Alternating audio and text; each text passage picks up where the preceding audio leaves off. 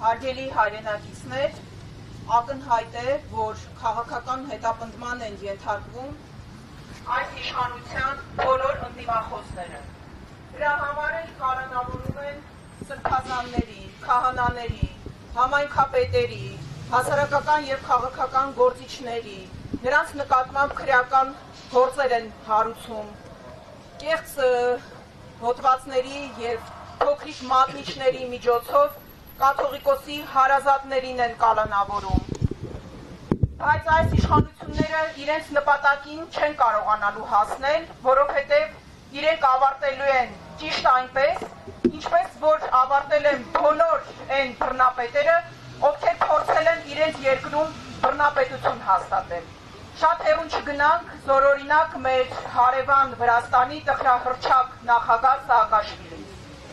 Ակնհայտ է նաև, որ այս իշխանությունները ժողովրդավարության հետ որևէ առնչություն չունեն,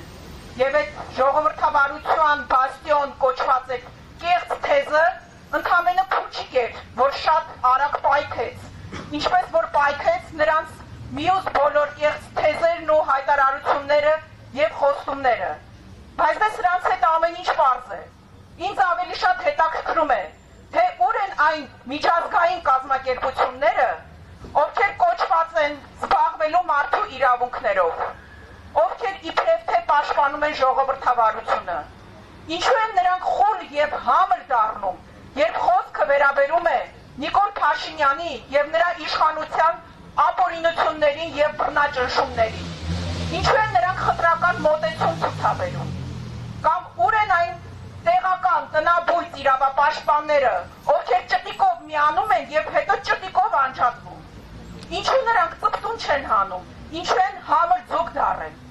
Այս ամենը գալիս է ապացուցելու, որ իրականում նրանց համար մարդու իրավունքների պաշտպանությունը և ժողովրդավարությունը ընդամենը բիզնես է, փող աշխատելու միջոց, այլ ոչ թե համոզմունք, գաղափարախոսություն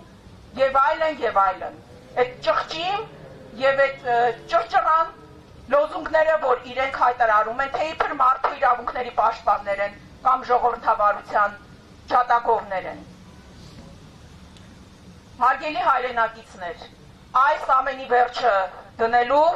միակ տարբերակը Նիկոլ Փաշինյանի իշխանությունից ազատվելն է։ Իսկ դրա համար շատ լավ հնարավորություն կա վաղար շաբաթում։ Վաղար շաբաթի ընտրությունները կարող են նախերգանք դառնալ համապետական մասշտաբով իշխանափոխություն իրականացնելու համար։ Հետևաբար, վաղար շաբաթցիները